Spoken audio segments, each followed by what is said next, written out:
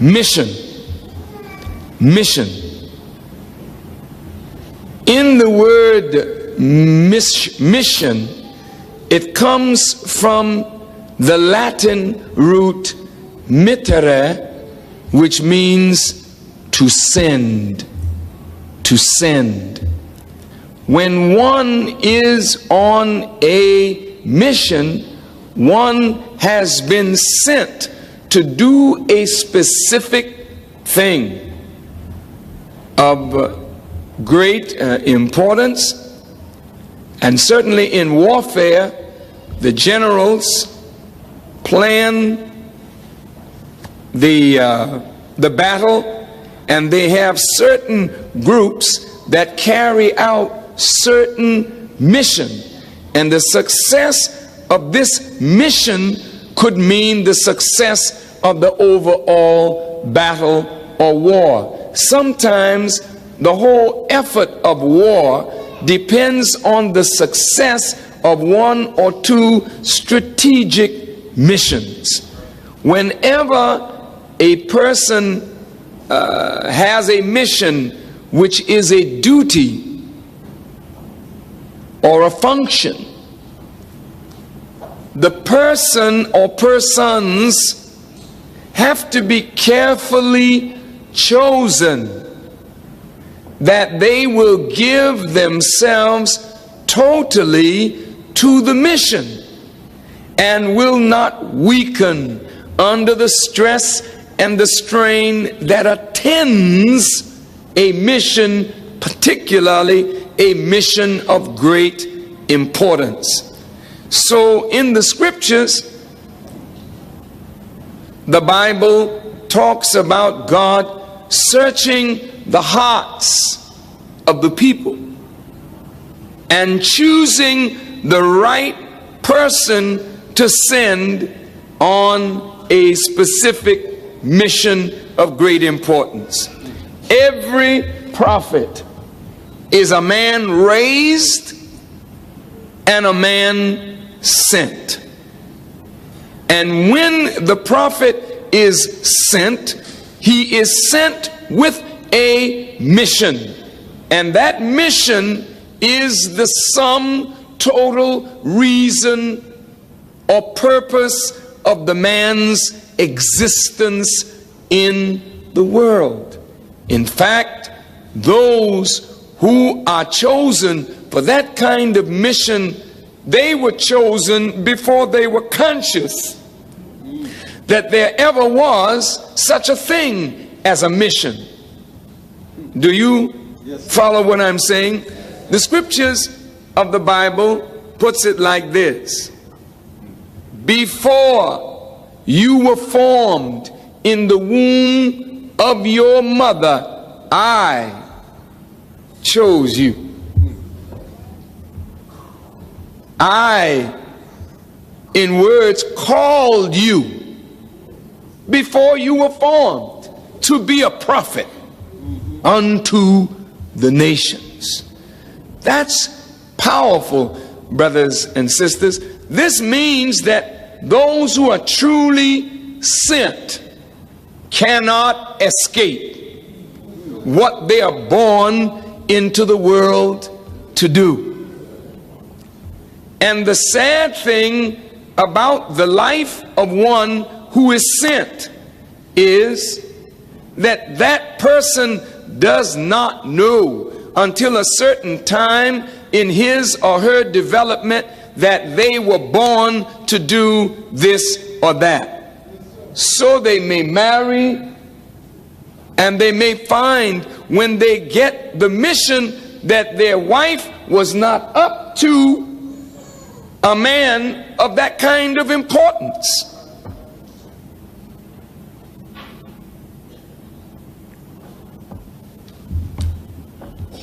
Lot had a wife like that. Yes, sir.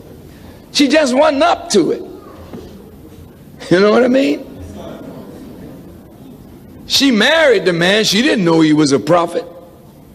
She thought she had married a man. She was going to settle down and sit by the fireplace and, you know, have a nice regular life. until God got in the picture and sent the angels to the man to tell the man, that ain't what you here for. You here for this. Now go and warn the people of Sodom and Gomorrah. Once the man who is born for the mission meets the mission, it is love at first sight. And the marriage takes place, and the man and the mission become one. So the only reason for the man's existence, the only thing that makes his life meaningful or with purpose, is that he at last has found what God has desired for him to do. So now everything that is around that person is measured by their commitment to that which he is born into the world to do. So the Quran says Muhammad is not the father of any of your men. He is the messenger of Allah and the seal of the prophets. It didn't mean that he did not have children. Do you follow what I'm saying? The value of a mission and a man in a mission is that you must relate to the mission in order to relate to the man. Now that is serious. Yes, sir. Now, what is your point, Minister Farrakhan? And I don't wish for you to think when I use the personal pronoun I was speaking in the place of Muhammad. I am the messenger of God. Muhammad speaking, not Farrakhan. Muhammad saying, I am the messenger of God. Yes, I am your father, but unless you relate to my mission, you do not relate to my ability to father you. So the Honorable Elijah Muhammad produced children, but unless those children related to his mission, then he could not father them. Do you understand? I wonder. Because to father somebody is to further them in the development of themselves along certain lines. Your physical father put the germ there and got us here. Well, he's our father. But how much fathering of us did the father actually do? Probably very little.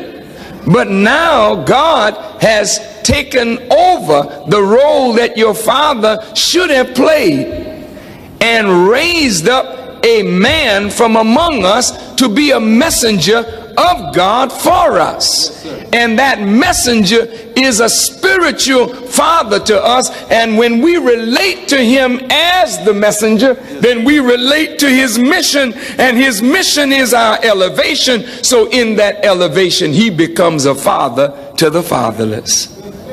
Do you understand? Many of you that have no father have related to me in that light.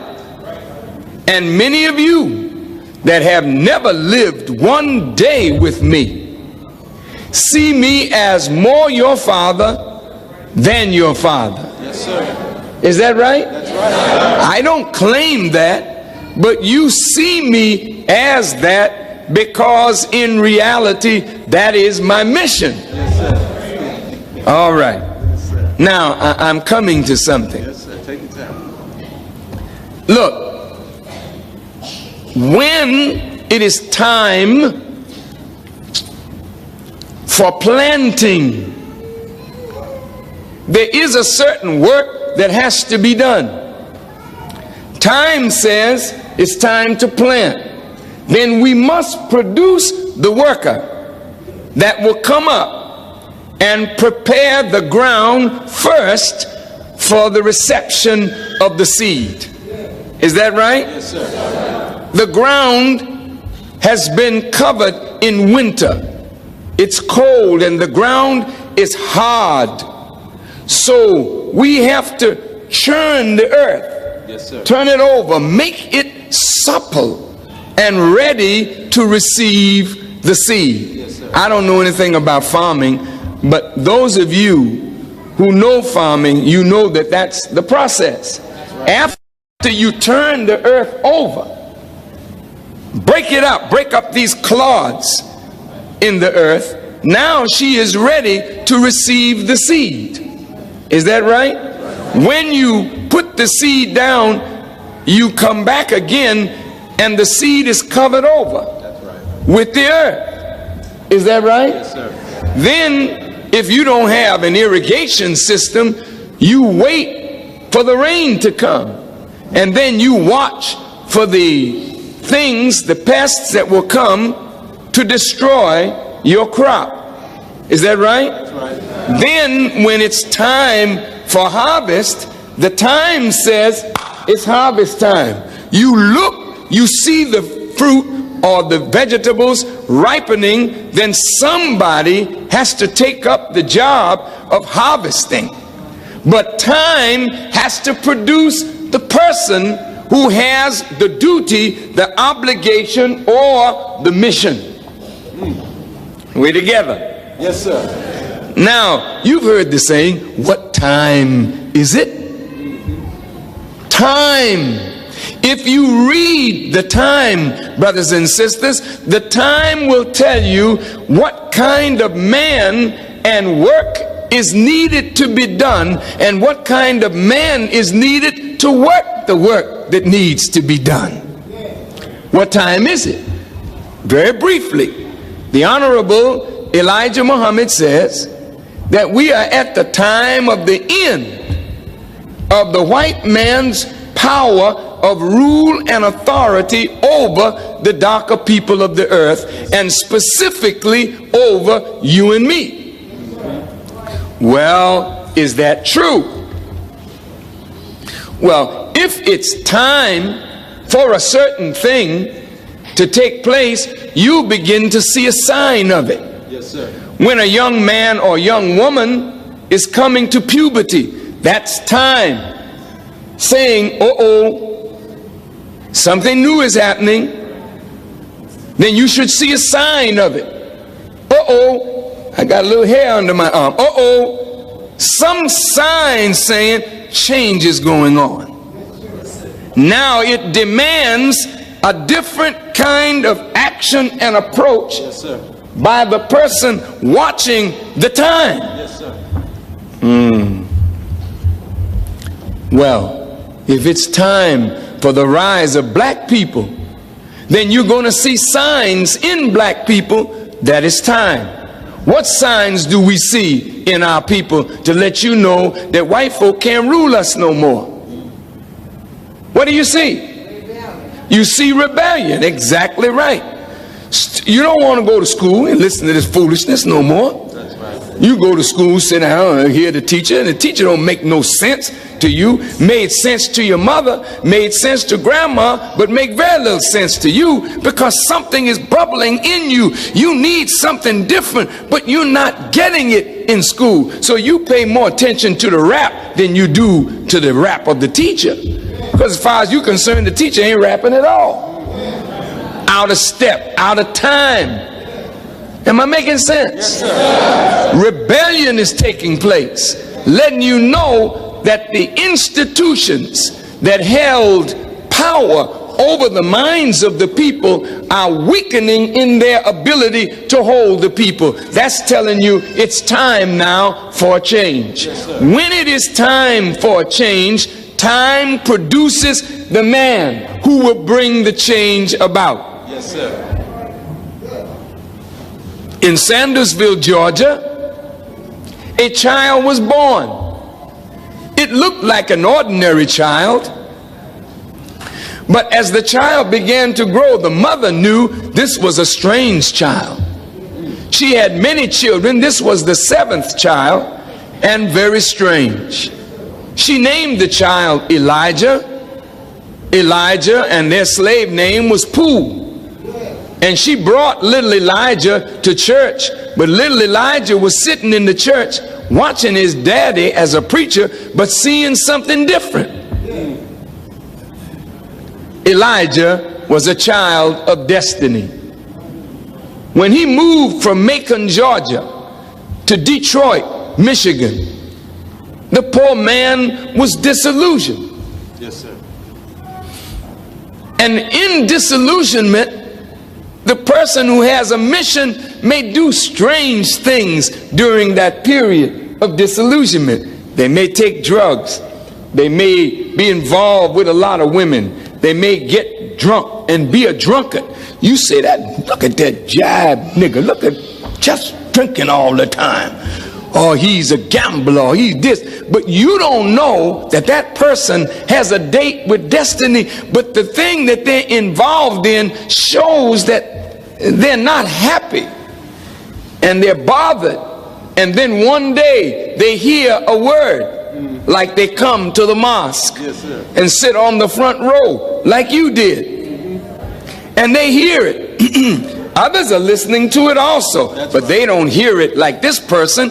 This person hears it and comes alive immediately. Say, this is what I've been looking for all my life. Now, all right, good. Now you hear, what have I got to do to be a part of this? Then you say, oh, I got to clean up my life. Then that becomes easy. You throw down the whiskey, you throw down the wine, you throw down the reefer, you put down the sisters, you put down the brothers, you get yourself together. Well, what's happening to you? A change is taking place in you now. Your mother begins to look at you and say, what's happening to my son? What's happening to my daughter? My daughter ain't the same anymore. They must be brainwashing them down at that place. Stay away from that place. Do you hear me? If you go near that place again, I'll put you out of my house. I'll throw you in the street. You can't go down there and hear that Farrakhan no more. But you hear all of that and you say, well, Ma, I don't care what you say. I know I found the truth. Your mother said, well, if you go there, you're out of here. Say, well, I'm just out of here then. When you find yourself developing the strength to walk out on your mother, walk out on your father, walk out on your sister, walk out on your brother, walk out on your wife, walk out on your husband, walk out on your family, walk out on all the things of yesterday, and something is moving you now. It's bigger than you. It's bigger than you.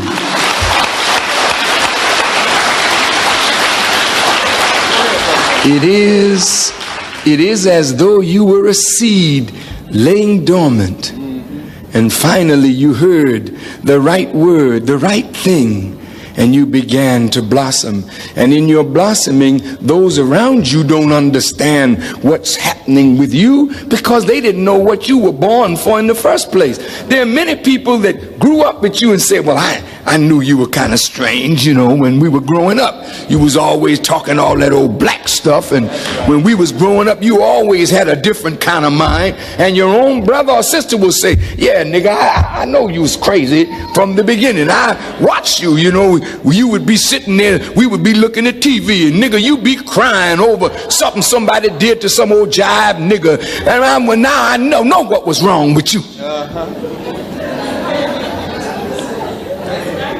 In a family, God don't pluck the whole family. He may pluck one person out of a whole family. And when he plucks you, the rest of the family say, oh, the nigga done went crazy. And they turn their back on you, but you don't care. That's when you know you're born for something. When you can walk out and don't care what people say. Don't care what they do. You found what you've been looking for, and I'm dead on course now. That don't mean there's not ups and downs.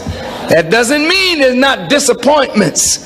But what it does mean, you have found what you were born for. Yes, sir. And if you turn your back on what you're born for, then God begin to whip you until you get your act together, because he's not going to let you go until you do what you're born to do. Yeah. Isn't that something about Allah? You read about Jonah in the Bible. Yes, sir. Try to get that Jonah trying to run from what God had for him to do, just hanging out, partying. God said, Jonah, I love you, but you sure messing up. Jonah's running. Yes, sir. Jonah jumps on a ship. God said, He sends a storm Everybody on the ship praying. God don't hear nobody. Jonah's in the bottom of the ship asleep.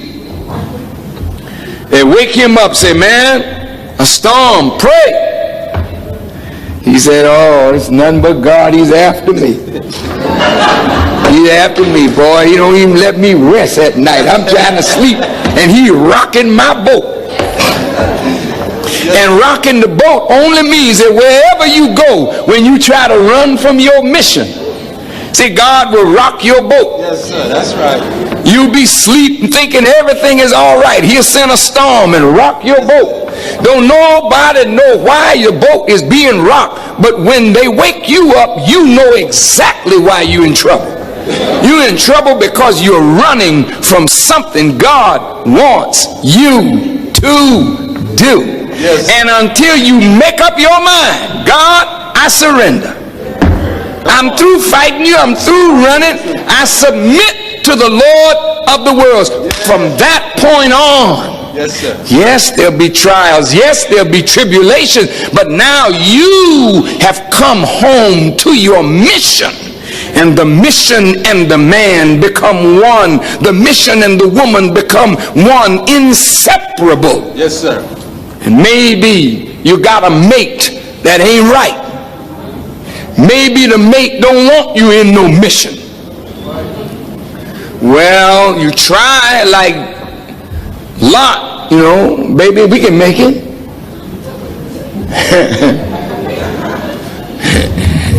I better take a drink of water on that one.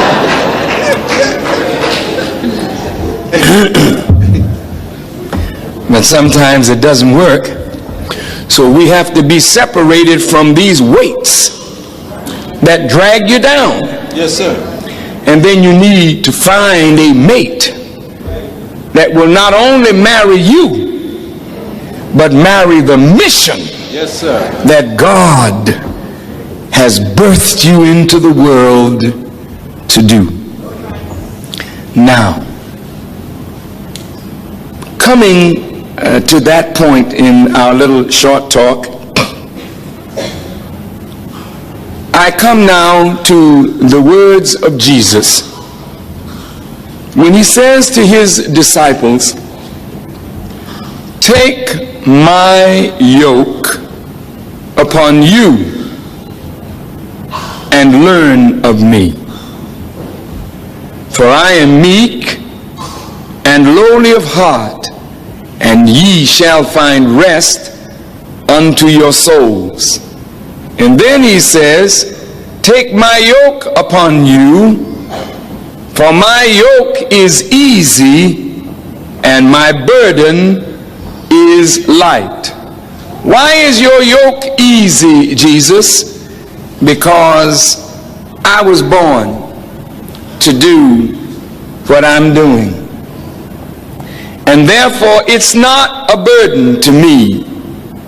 It fits me well.